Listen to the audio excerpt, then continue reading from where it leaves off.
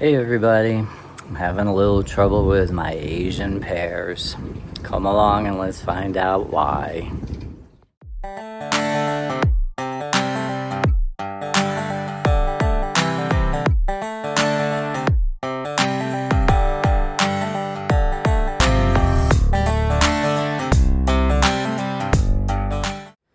Hello everybody and welcome back to the Adobe Ring Ranch.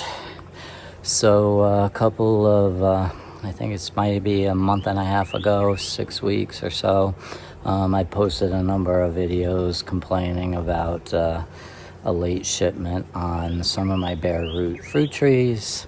I knew it would be a problem because we were closing in on higher temperatures here in the desert, and the company that shipped it to me kept stalling out the delivery, which was understandable because their stock was just not ready to be shipped yet. So my own fault, I guess. I've learned from that mistake, and I will only buy plants from a nursery already established, because bare root trees here in the desert will never work. I don't care what anybody says. So anyway, I've got 2 Asian pears. Asian pears are supposed to do well in the desert, and I needed to get 2 because you need 2 different varieties to cross-pollinate with each other. You can't just have one. They will not self-pollinate. You won't get any fruit. So you need a companion tree to cross-pollinate in order to get fruit on your pears. And the same situation goes for apples. You need multiple varieties in order to get your best pollination. You can get a little pollination from 1 or 2 apple trees, but more the merrier. So with that said, I did order 2 companion pear trees that were recommended, 1 for the desert and 2 for cross-pollination purposes. The trees arrived great, and I think I have a video out showing that. Planting was phenomenal, had a great root system, and it even had some growth coming out of the stems. Now the only problem with that is that due to the fact that the plants themselves do not have an established root system, when you put them in the ground, the plant's automatic response is to go into root growth, not leaf production. So the problem here on the ranch was that the leaves started coming out, but I didn't have enough root system support to support the leaf growth. So over time, little by little, a lot of the leaves started to tank on me. They started to turn brown, black, crisp up, fall off. Some leaves hung on and stayed on the plant, which was great. So I was hopeful that they would hang on just until the roots got established. But of course, now I'm into the hot time of the desert, and the trees are really struggling. We do have them on a drip, and they also get deep watered every other day, so we know water is not an issue. I've been trying to fertilize. I've been trying to keep up on everything just to keep them going and hopefully getting that root system jump started, but little by little those leaves are falling off. So I want to turn around and show you what's going on here and what I'm hoping to do to fix the problem. Okay, so here's one of the trees, and as you can see, I'm getting a lot of leaf curling. I'm getting some blackening of the leaves, and they're drying up on me, but they are still green, and I'm still hopeful.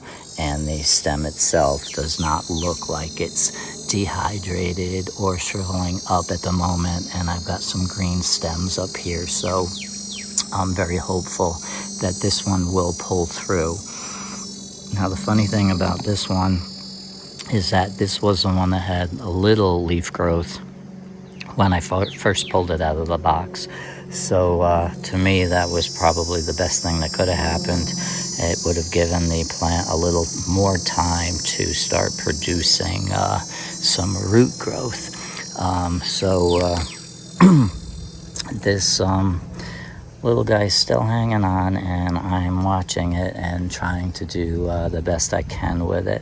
Let me swing over to this one. Now this one was the one, sorry, I've already started my little project, but this one here was the one that was leafed out before the other one, and this one's really hurting. The leaves are really crisping up and falling off, and again, so far most of the stems are staying pretty hydrated. They're not drying up and shriveling off, except for maybe the very tip, but that's all right. I'm hoping just to keep it going. So my remedy for this, after doing some Google searching, was that I need to give the plant some shade. So I started, let's switch over to this plant. I put in some stakes to give me a little teepee effect, and I put a little pot up at the top so that the sharp edges don't rip my fabric cloth. Now going back over to this side, I've got that fabric row cover that I've used for my cabbages to keep the bugs off them. Now I'm going to try to use this to cast some shade on the pear tree. So I just threw the row cover over the little teepee frame, and I use these little green clips just to clip them to the stakes. I think I got this from Walmart or Amazon, I forgot, but they work well for the peach trees too when we netted up the peach trees a number of videos ago. But this should be just enough to cast some shade, and I'm hoping that over time, if I can get it through the heat of the summer, come fall time, these will re-sprout and kickstart. I also gave it a good hit of some organic fertilizer, just in hopes to get that root system really going and going fast, but time will tell. So that's my little dilemma right now with the Asian pears. Lesson learned: I will only buy plants that are in pots and have an established root system. Mail orders are not going to work for me, especially if they're bare root plants. All right, so that's a wrap here from the Adobe Ring Ranch today.